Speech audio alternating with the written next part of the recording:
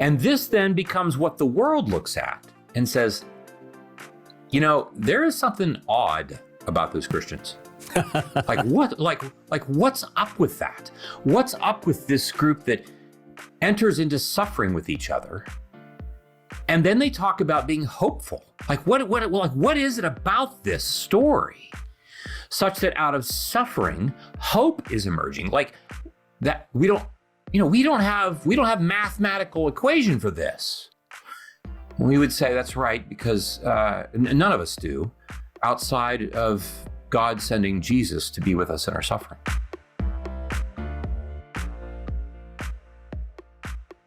Well, we are excited today to talk about suffering. Yes, amen. Exactly. But the good news is there is hope attached to this. This is fun. This is really I like this book. We've got Dr. Curt Thompson with us, and I just love the cover, Curt. Looking at this beautiful, looks like a river going through the trees, and I grew up in the Pacific Northwest, so this kind of looks a little bit like home. But the book is called The Deepest Place, Suffering, and the Formation of Hope. Thank you so much for joining us. Well, thank you so much. It's a joy to be with you. I've been looking forward to this and looking forward to our conversation. Yeah. Now, you're a psychiatrist, so you've talked to a lot of people that have dealt with suffering, and I know that you've dealt with suffering for yourself. Why don't we start right there? Why don't you tell us a little bit about yourself? Well, I grew up in the state of Ohio, and I'm the youngest of four sons. I lost my father when I was 17. I've had three older brothers who have passed from cancer. There are elements of suffering. Yes. Wow. And there are elements of suffering enough in that. And at the same time, I grew up in an evangelical Quaker community where Jesus began to come to find me in multiple different moments throughout the course of my life. And I've been married for 37 years, and I have two adult kids.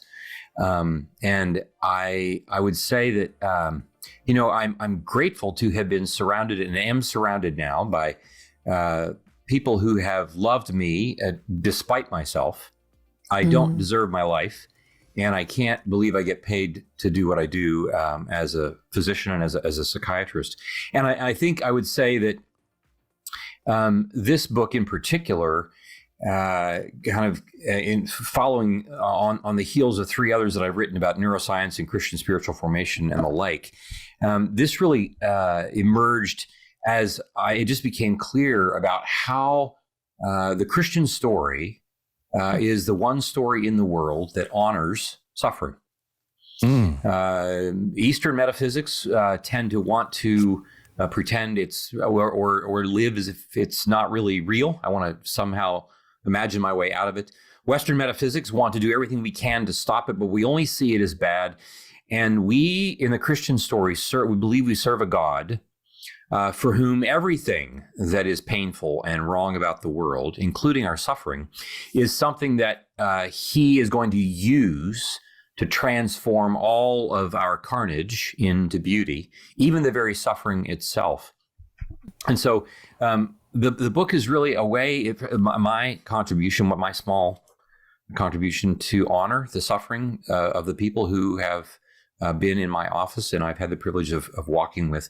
And also it is a story of great hope. I mean, this is also the Christian story that it is in, if you're human, you're going to suffer. Mm-hmm. And for many of our listeners, those who are suffering know that we're speaking to them today. And those, the rest of us, if we're not, we will be, or we have. And it's only a matter of time. And if we're really following Jesus, we're going to find that there will be parts of our lives that will suffer because of that very fact, because he's not content with us to remain in our addictions and to remain in the parts of me that are afraid to be loved, and he will come for them. And there will be a certain suffering that is included in my work at allowing him to love me.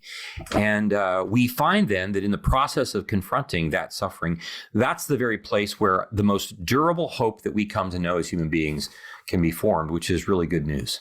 So the subtitle is Suffering and the Formation of Hope. Well, we'll just start with the basics there. How do you define suffering, and then how do you define hope? Well, suffering is a function of our pain. We say pain is any noxious stimulus that we encounter, whether that's emotional or physical. Suffering really has to do with our response to pain over time. That's how we experience suffering. I have a paper cut and it doesn't last for very long. I have rheumatoid arthritis that lasts forever. I can have certain discomfort, but it's also how do I encounter that over time? And part of my challenge is the fact that I can tell time as a human. The mind of a human tells time like no other animal does. We can anticipate that, squirrels are able to keep track of where they kept their nuts for the year, but we don't anticipate that they're having conversations with other squirrels about what will next year's harvest be like. Right. They're not anticipating things in the way that we do. And the fact that we can tell time in the way that we do means that we can anticipate a future potentially in which my pain is not ever going to stop. And that in and of itself is a prominent feature of what makes suffering. My capacity to imagine a future in which perhaps what I'm experiencing right now is not ever going to end. And herein lies the significance and the beauty of a vulnerable community that is able to draw my attention to themselves, draw my attention to them, and they're coming for me in the middle of my pain. But not just one time, but over the course of however long my pain lasts. I mean, one of the things that we see with Job's friends is that they got to a point where they just couldn't take it anymore. And what they couldn't take was not Job's suffering. They couldn't take their own distress at Job's suffering. And so at some point, they had to jump into the conversation and start to ask questions. Well, what did you do? You must have done something. Yeah. Here's my answer for why you're suffering. And they have to do this because they can't tolerate the presence of Job's suffering in the way that he was experiencing it.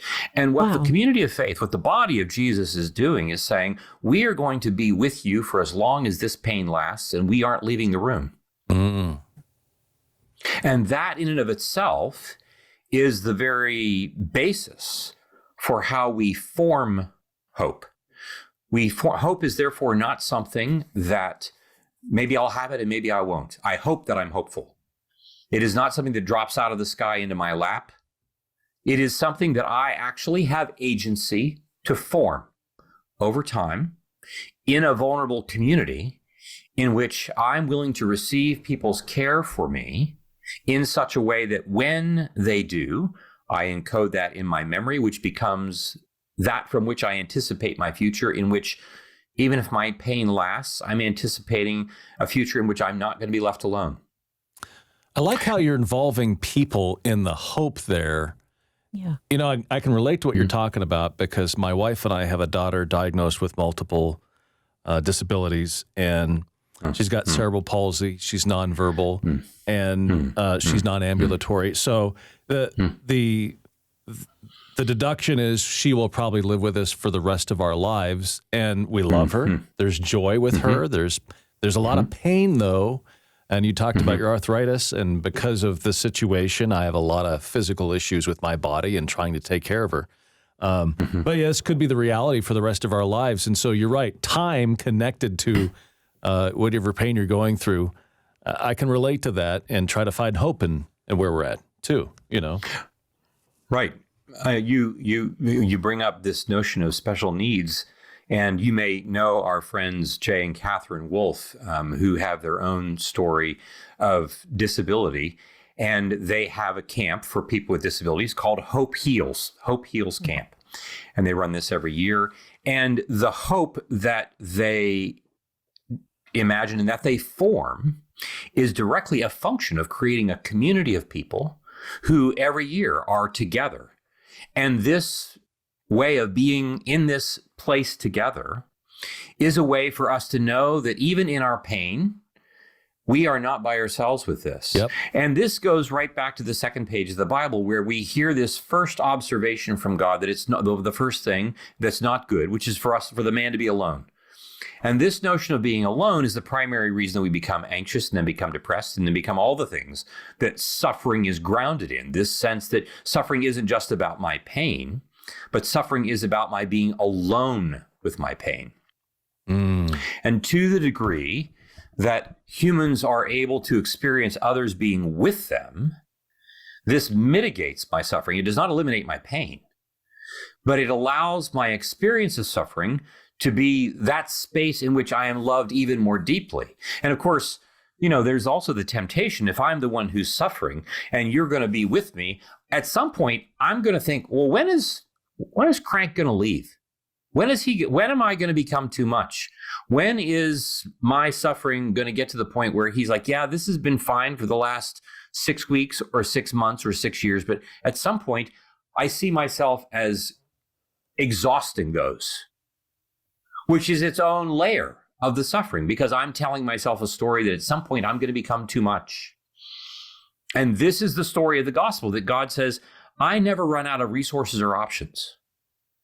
No one is ever going to be too much for me. And this is what the body of Jesus is intended to communicate to those around us, especially those who are suffering. You mentioned hospitality towards suffering. Is this kind of what you mean?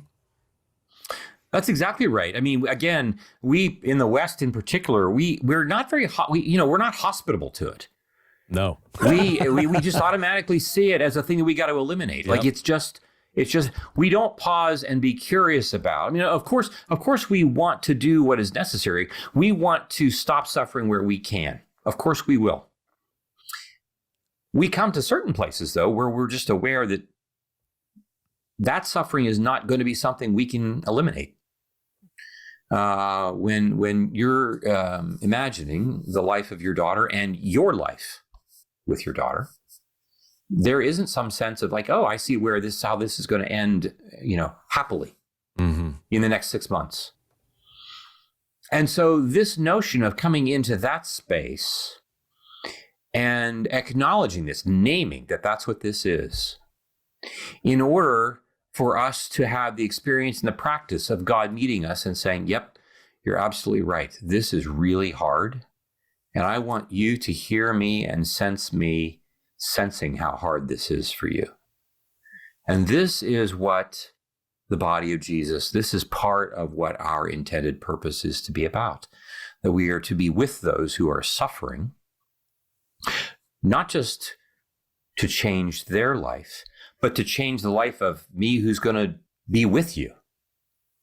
To recognize that I will have my own suffering, and to recognize that in this way we enter into the sufferings of Jesus, who comes to be present with us in the fullness of who we are, so that he doesn't just say to us then, oh, I know what it's like for you to be you. And so we can have a sense of Jesus kind of now understanding me. But he can also say to us, now you have a sense of what it's like for me to be me in the suffering that I walk with and that I carry.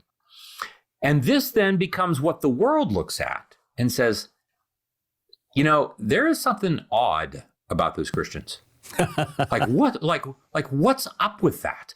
What's up with this group that enters into suffering with each other? And then they talk about being hopeful. What is it about this story such that out of suffering, hope is emerging? Like that we don't have mathematical equation for this. We would say that's right because none of us do, outside of God sending Jesus to be with us in our suffering. So much to take in that I'm going to take you back to Job. Job sitting there with his wonderful 3 friends, and you alluded to the fact that they stuck with him for a time before they started in on a whole different direction. And I never thought of it that way, that they were dealing with their own pain. Take me back there again. I need to be a better witness myself, I need to hear that. I think one of the things that we tell people that we're working with is that human beings are really, for the most part, most of the time, if I have a problem, I know that if I have a problem with my car, I'm going to take it to somebody else to help fix it because I can't do something about that. But there's a lot of things about my life for which the things I need to do to resolve that, it's not because I need more information. What I need is more courage. Mm. And the courage that I'm able to acquire to do the things I need to do is going to come primarily because someone else is going to be willing to be with me in my anxiety about whatever this thing is. But you know how it is. We get together with our friends who have problems and we start to want to help them. Yes. We want to give them suggestions about what they can do to solve their problem. And of course, we're like on the surface, we're trying to be helpful. But what I'm really trying to do is I'm trying to mitigate my own distress. Mm. I'm having a hard time being with my friend who has a problem because their problem is making me anxious. Wow. Interesting. I'm listening to them talk about my problem. Because as we like to say in the business, my anxiety is always ultimately about me. Mm-hmm.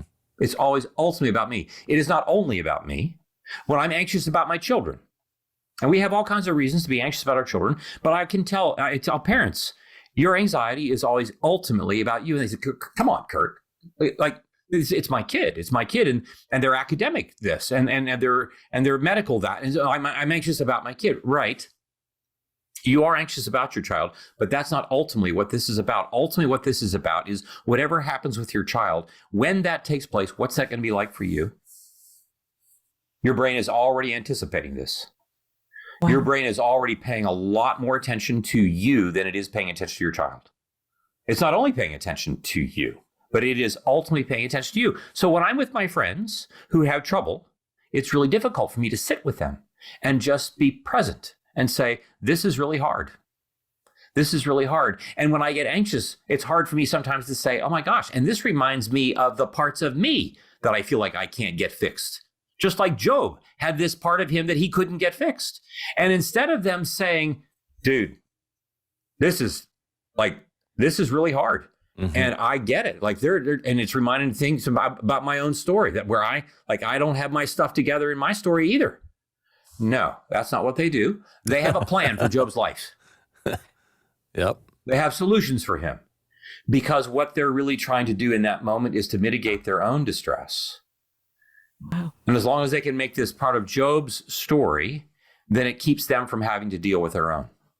Aren't we lovely, selfish people? Right? Yeah. Wow. Man, Go ahead, Misty. That's just amazing was what I was going to say. I was just going to say, enlightening. I don't guess I ever really positioned anxiety in my mind as a me thing. That's kind of a revelation, but like the more I think about it, and what a great way for the enemy to use it against us, honestly, in so many capacities. Like we've talked about before, I get anxious about my anxiety. I struggle with so many mental health issues, and one of the ways that anxiety really creeps in is when I feel like I should be sharing what God has done through my story. It's that voice. You really going to talk about sick Misty again? I think people are sick of it, and then I start getting anxious about my anxiety. And it's a vicious cycle. Yeah. It is. And there is a certain, and so this is another thing that often happens for people. There's this sense in which, if you were to ask most folks who were listening to this, if you were asked many, like, well, in what way are you suffering? They say, well, there's not really anything. I can't think of a way in which I'm actively suffering. And I think in many respects, this is largely because there probably are areas in which we suffer, but we look around and we compare ourselves to other people who are in such greater dire straits that we immediately dismiss any and all, even of the smallest forms of suffering that we have, even that chronic undercurrent of anxiety that we walk around with. The ruminative part of me that is always at the ready to condemn myself. I should have done this. I should have done that. That kind of a voice that is always talking to me in this low grade fashion. But we went like, that's not suffering. Like, why would, and because I don't name it as such,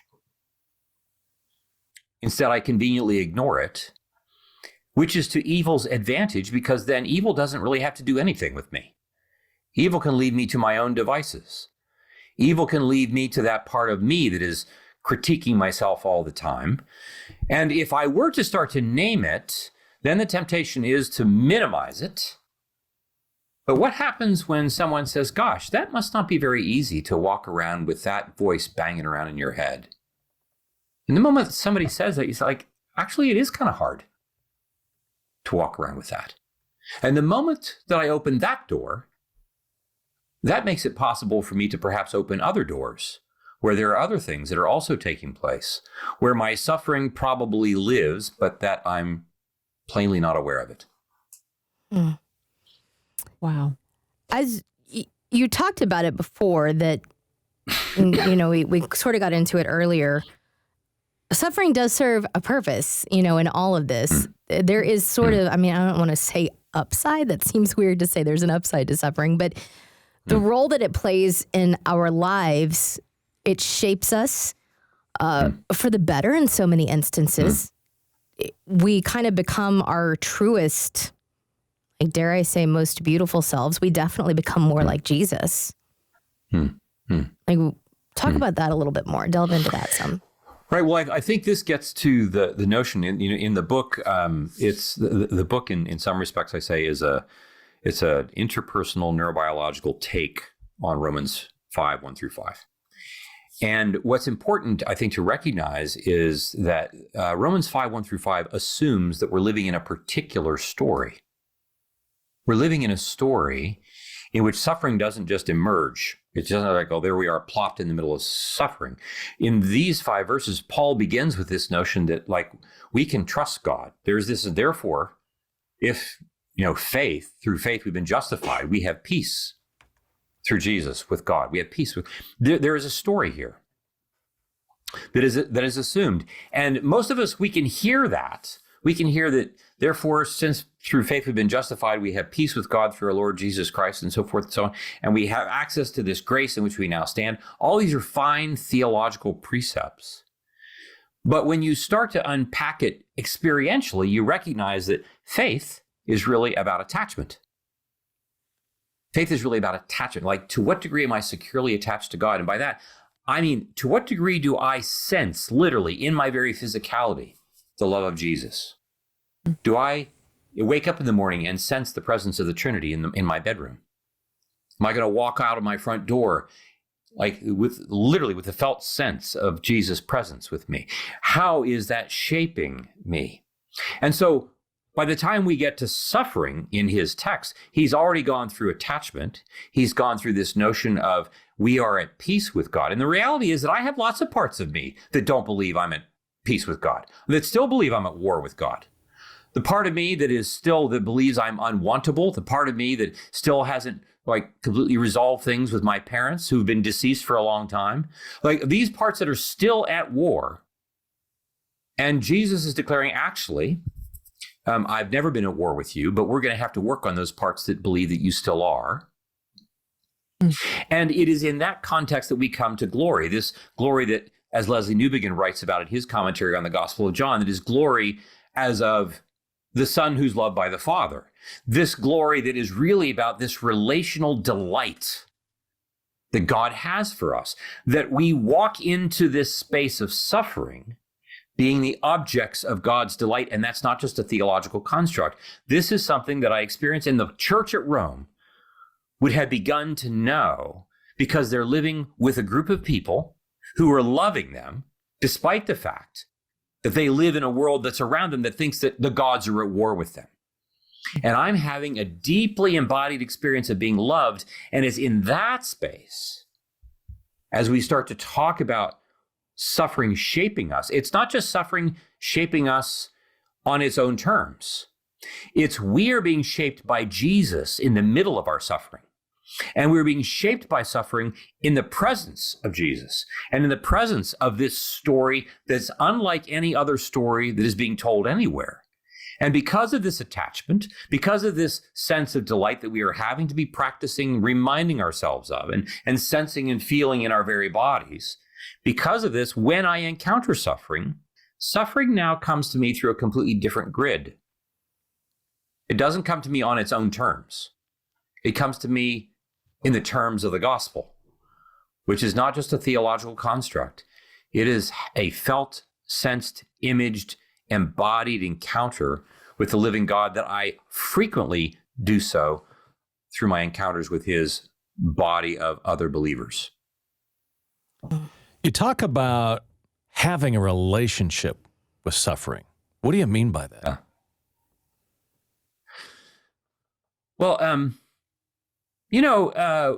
this kind of comes right off the second page of the Bible. And this notion that when Adam was given the task to name things, what he's doing is he's already doing what God was doing on the first page of the Bible. God called the light day and the darkness night. God called things, right? He named them. Yep. He gave them purpose. And this is what Adam's doing on the second page of the Bible. And he's naming things that are wild. He's giving them purpose and order, just like God does on the first page of the Bible. God takes chaos in the second sentence of the Bible, and he gives it purpose and order. He's naming things. When we have experiences within our own lives that are painful, and we start to name them, we actually recognize that we can name this thing that I'm experiencing that is not the same thing as me. I am not my suffering. I am someone who's experiencing suffering as a thing that is taking place within me. I can talk about this thing. And so therefore, this thing does not have to consume me. It does not take up residence as my identity. It is this suffering that I encounter that I can also then turn my attention to others who are with me and who are loving me in the presence of this suffering. And we can say to the suffering, you're happening in my life in a way that God did not intend originally. This is not by God's intention, but God is in the middle of this conversation with you in the room, and God is in charge of you, and God and I and my other friends here in the room, we are in charge of you and not the other way around. And this is why we talk about my relationship with suffering, this sense that it's not going to own me, it's not going to define me, it is separate from me, and I can have a relationship with it in which I can say, I'm grateful for its presence in that. In that, I can still glory. I can still remember what I am and who I am because I'm being reminded by the presence of others, even in the middle of this pain, and therefore start to see that, oh my goodness, I'm actually a person of greater patience because of my suffering. I'm actually a person of greater joy because of my suffering in ways that if my suffering hadn't happened, I wouldn't be. And this is where, others will look at Christians and say, this is kind of weird. Like, how is it that these people are becoming people of greater joy in life despite their suffering? How is this possible? How is it that Stephen's face shone like an angel while he was being stoned? How is that possible? Because even in the presence of his suffering, he's sensing even more deeply the presence of his God that allows him to have a different relationship, even with those who are stoning him. Wow. Never thought of that. I'm just picking something up there personally. I grew up with a kidney problem that caused me great pain until I was 15. I could no longer go to school. And I have I've never had words for it before, but I have often referred to, I have a different perspective on life. And I have a different perspective on being uncomfortable. And I think it's because as a child, you don't have any other thing to relate to. I was born into that. I lived that until I was a sophomore in high school and physically couldn't even operate any longer. And you're kind of giving me words for this different perspective I have on not expecting everything to be so, for lack of a better word, Americanized comfort. Right. Everything going perfectly. Right. And if it doesn't, we reject it. Right. Wow. It's just bringing tears to my eyes right now to be thankful for what I went through. Yeah. Well, and I think also, when we think about the demographic to whom Paul would have been writing, he's writing to a demographic of people, most of whom would not have been our demographic. Mm-hmm. Most of the people who were part of the church would not have been who would not have been associated with what we would consider to be anywhere from a middle to upper middle class socioeconomic, demographic of the Roman Empire. Mm-hmm. And so for them, the notion of suffering was just as common as breathing in some respects. Not even having to do necessarily even with following Jesus, but just the life that one lives. There are things that are just really, really difficult about it. And we now have been trained to believe that suffering, it absolutely shouldn't be happening. Exactly. And if it is, somebody should be held accountable for this. This shouldn't be happening to anybody. And so we don't give ourselves even the opportunity to have a relationship with suffering, to be curious about it, to see in what way is now this going to create opportunity for transformation. Now, of course, we want to, we want to eliminate malaria. We want to take care of AIDS. We want to do all the things that we can do to eliminate people's suffering. There's no question that we're moving to that. But eventually, we all come to these places where no matter what I can do, I can't eliminate this. And that's where we come to these spaces in the same way that Job couldn't eliminate it. He was doing everything he can. He couldn't stop it. And so what is he going to do instead? And what he did do that most of us don't necessarily want to do is that Job stayed in the conversation with God. Mm-hmm. His friends, they were looking for exit strategies from this conversation. They were tired of this. They couldn't tolerate this anymore. Job didn't have any choice, but Job didn't leave. Job didn't take his life. Job stayed in the fray, and he was mad, and he was confused, and he was all the things. But he was present to his suffering without running away from it. And it's in that sense that when we develop a way of talking about that, when we're naming that experience for what it is, we give ourselves the opportunity to be changed by it, and at the same time to allow others who are around us to bear witness to that as well. Mm. You've mentioned it a few times. You're not a stranger to suffering. I mean, none of us are. But since we are talking about how it really can shape us, especially I like how you phrased it, in the presence of Jesus, how he helps lure us into a place of being shaped by that. Could you share a little more of your story, your suffering that you've dealt with? Yeah, one of the things that we talk about when we talk about suffering has to do with the nature of the role of isolation. That a significant part of what makes suffering, pardon me, has everything to do with the degree to which we find ourselves being alone with whatever that painful experience is over time. And, for me, you wouldn't necessarily know this by looking at me from the outside, but, I grew up as a kid who was just pretty ruminative about a lot of things. And so I had lots of moments and settings in which I rather obsessively was worrying about things in my head, largely that had to do, I said I met Jesus most powerfully when I was 13, and within 6 months had entered into this existential crisis that lasted for about the next 20 years. And this internal banging around in my head of whether or not I was right or wrong and so forth and so on about any number of things that would have me awake at night and up early in the morning. And so I think therein I would say would be one source of what it's like. And part of that rumination is really grounded in a part of me that I write about this in the book, that believes that I'm not wantable. Mm. And this is not all of me believes this. Most of me doesn't believe this, but there is a part of me that believes this, and this part of me has been around for a really long time. And this part shows up in particular moments and times, and it really kind of gets me by the throat.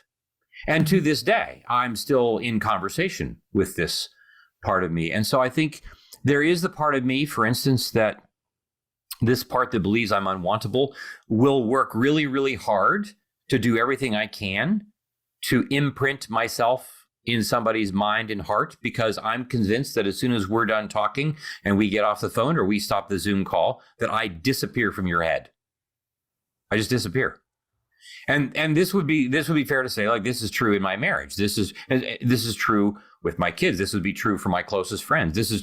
And because there is this part of me that has, again, it's my own particular part. So there is a certain suffering that I'm working really hard to manage, as far as that's concerned, that has taken on all kinds of roles and shapes and shows up in all kinds of ways over the course of my life. And then I would say, that same part of me that believes I'm unwantable, showed up a few years ago when I was experiencing some of the darker months of my adult life. This is back probably about 6 or 7 years ago. There were a number of things going on in my life over which I didn't feel like I had very much the kind of capacity to control that I wanted to, and was feeling extraordinarily incompetent at. And, you get to a point where these things take up residence with certain parts of you that believe that you're not enough. And it becomes such a force in your life that I got to places where, I would go to bed at night and I would think, gosh, if I didn't wake up tomorrow morning, I think I would be just fine. It would be such a relief, because what I would be relieved from would be me. I wasn't being relieved from other people, but I'd be relieved from me. I wasn't suicidal. I wasn't thinking of taking my life. It never got to that point. But there's this space of feeling like I would be relieved.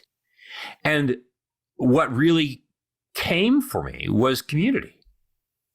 It was the capacity. It was this process of being able to say these things out loud to a handful of people in particular that were able to meet me in this space without contempt, without shame, and actually normalized a lot of what was going on in my head in such a way that suffering was mitigated primarily because of the presence of others. And this is why we say that so much of what suffering is for so many of us is that we experience our pain over time in isolation. And this is where we as the body of Jesus are called to recognize that God takes us and our role far more seriously than we do when it comes to our being present for those in our communities who really are suffering. Wow. Just that word unwantable. Yeah. It's just so relatable, and the importance that we have for each other. Misty, go ahead. I was just going to say, I feel so seen right now. And I know. Well, we've been talking about the isolation of suffering, and I'm going to tell you right now, I didn't know anybody else ever had that thought. So thank you for sharing that. Yeah. If you didn't wake up, it'd be better. So right. Yeah. Be a relief. Mm-hmm. Life is hard. Yeah. Well, this is what I mean when you say life is hard. And Scott Peck, when he wrote his classic book, The Road Less Traveled, that came in 1978, this is the opening sentence: life is difficult. And we live in a world, especially the 21st century West. We live in a world that is that frequently sends messages and trains us to believe that life should not be difficult. It should not be. And so when it is, there's something dreadfully wrong with me or with the world, as opposed to like, no, actually, it is difficult. Mm-hmm. It's difficult. It's difficult to be human. It's difficult, like the excruciating, I think one of the first sentences, this excruciating work of living. But we have so many accessories, and the supercomputer that we walk around with in our purses and our pockets is just one example of that. But we have so many accessories that keep us from ourselves, that protect us from ourselves. Oh, no kidding. Right. And so, but then, the thing is, Crank, when you live with a daughter with special needs, like there are certain things that show up in our lives that just make it unavoidable for us to recognize that life is difficult. And it's not difficult just because it's difficult because it is. We've just accessorized ourselves to a point where actually Jesus just becomes one of those accessories. Until, like, something really happens that unveils and pulls all the curtain back on my vulnerability and the fact that I'm not the master of the universe. And I can't stop all that. And then I get to a point where, goodness, life gets to a point where I'm like, it would just be easier if I didn't wake up in the morning. Yeah. Down boy. My co-host. Someone's dog. I meant to tell you I have a co-host. two of them. You're right. This device in my hand right now helps me avoid life. And Oof. when you Yes. think about it, why am I continually going to this? Am I trying to get away from something? I can be so easily entertained and take my mind off of whatever I'm dealing with that, it's dangerous, really. Yeah. Well, and I tell people, look, I'm not a Luddite, and we say, look, technology of any kind does one thing every time, and then the second thing it might do. The first thing is that technology is intended to make life more convenient, and the second thing that technology will do invariably is that it will make it possible for us to become increasingly distant from one another. Disconnected. I mean, you take the wheel, and we have a wheel, and now I can plow my field more easily. But it also means I can move 5 miles away from you, and I don't have to look at you. Yep. Right? We have artificial intelligence, and it's easy for us to just demonize the whole thing and say, "Oh, that's all bad." We would say, actually, we're using artificial intelligence already, and we see that there are certain benefits to it. But it also will be the next thing that we humans will use to separate ourselves and from each other. And with that, I'm reminded of the opening chapter of C.S. Lewis's fiction novel, The Great Divorce, where, the chapter opens with us being in hell, where everyone builds their houses farther and farther and farther apart from one another. And wow. I didn't know he saw the future. Right? Yeah. Yeah. Yeah. Wow.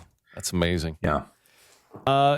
You brought up Job and his buddies, and it does illustrate maybe what we shouldn't be doing. How do you help a friend that is suffering? Obviously, maybe it's not giving bad advice or opinions, because I think that's what his buddies did there, ask a bunch of tough questions. Yeah. But how do we help our friends?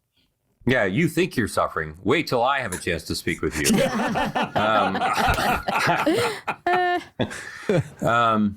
Well, I think this is one thing that I think evil, as we say, evil is the second smartest force on the planet.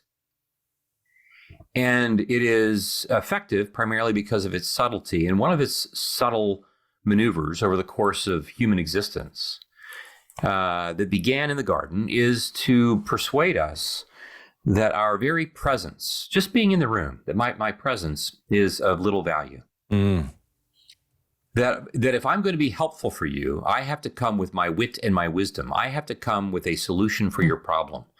The sense that my just being in the room and attuning to you, just being curious with you, with loving kindness, without coming with a solution, as if you're a problem to be solved, but rather that you are a piece of artwork that is waiting to be uncovered, archaeologically discovered, even in suffering. That one of the things I would say to our listener, if you want to be helpful for someone who's suffering, we can just come to them, and even though they say, "Oh no, you don't need to," and you say, "Well, I just want to be with you. I want to be with you." And of course, this will be uncomfortable for the one who is suffering, perhaps, because they might be embarrassed to be seen in their suffering, and so forth. And you say, "Yep, I get it. I have parts of me that are embarrassed to be seen too, which is why I want to be with you. I just want to come and be with you." And we don't have to ask, well, we can say, "Well, how are you doing?" But you can look at them and you can know how they're doing, right? And they might not want to say, but you might say, "Gosh, I'm imagining that where you are is just really not very fun." Because it's true, you can say that. And they might say, yeah, it's not very fun. You say, that's got to be really hard. And one does not have to say, well, I think that, that we know that God is in the middle of all this. Like, I can tell you that when I'm in the middle of a migraine headache, telling me that God's in the middle of all this is not helpful. I'm thinking like, then I mean, it's not very, but to say this is really hard. Yeah. We become the voice of Jesus. As we say, when I'm training clinicians, and it's like, look, we are the gospel. Mm-hmm. We are the gospel. And by that, I don't mean this in some panentheistic way in which we are really God. I don't mean it in that way. I mean that God could have done things very differently. He could have sent Jesus, and Jesus didn't need to recruit disciples. Jesus didn't need Pentecost. The Holy Spirit didn't need to kind of enter into his enterprise through his witnesses. Why doesn't God just come universally to everybody all at once and make it equally possible why is he using people? Because this has been what he's been doing from the first page of the Bible. He has not yet, and he's not going to give up on his intention for us to become rulers of the earth. And he's not looking for himself to take our job away. And so we are those who, with our embodied presence, with our tones of voices, with our gazes, with our body posture, we, filled with the Holy Spirit, we become the gospel. Paul's really serious. Look, when Paul had I realize this is maybe going like way off the grid from your question. Paul had lots of metaphors that he could have used to describe the church. Why does he use the body? Why does he say you are the body? We are the body of Jesus. Look, at the time that he's writing, the body was only utilitarian for the Romans. It was only that. If I'm a Roman citizen, I could have sex with whoever, whenever I wanted if they're not a Roman citizen. Your body is just like, it's another tool for me. Paul comes along and says, actually, the God of the Bible is glorifying the body. The God of the Bible is honoring the body. So we're going to use that metaphor, and we're going to undo what the Mediterranean culture was doing with the body. We're going to do what God says the body is about, and this is going to be who we are to those who suffer. Which means that when we are with others, our very presence, our embodied presence, like I said, the tone of my voice, the gaze of my sightline, all of those things exude loving kindness from Jesus. And I can say, this is really hard. And as they hear that, they're going to have the sense that they're not by themselves in their suffering. And as I am willing to stay present with them over the course of time, not just for 20 minutes here, but I'm going to come back in a couple of days and do this again and again and again and again, as a way to let them know that their suffering is actually an invitation for greater intimacy rather than something that is pushing it away. I remember something I saw. You were talking about just that presence with somebody in their suffering 10 years ago that really repositioned things for me. And it said, thank you for when I couldn't get up off the floor for just laying there with me. And I've been very fortunate to have friends that have done that for me. And I'm telling you, even though they didn't say anything because they didn't know what to say, that's the most Jesus I've seen in somebody in the middle of my suffering, and the closest I felt to God in my suffering. Just that unconditional, silent, I'm here. Mm-hmm. Right. We like to say that the way the mind, brain, body matrix has been created by God is that first we sense, and then we make sense of what we sense. First I sense things in my body, and only then do I make sense with my thinking brain. And that's true for healing as well. Before the words of God loves you make sense to me, I'm first going to have to sense it in some way, shape, or form. Before the whole notion that Jesus is in our presence is going to make sense to me, is if someone is willing to, even without words, just as you said, come and be present with us in our suffering, even if we're silent, but we're attuned and attentive. Wow. You know what really drew me to exploring this book along with you is a quote. I'll read your own words back to you. I make no promise that we will suffer less, but I am confident that we will suffer differently. It is my intention that this book, as this book unfolds, you will come to discover what my patients who are doing the hard work of living have also discovered. Through suffering, we form hope, durable hope. Thank you for those words. Wow. You're welcome. Thanks be to God. What an amazing time we've had with Yeah, you. this is good. You know, I'm just learning through this whole process as well. You know, the Bible says that they will know we're Christians because of our love towards one each other, and it just shows what we're supposed to do when we're around those that are suffering, and reach out, be with them.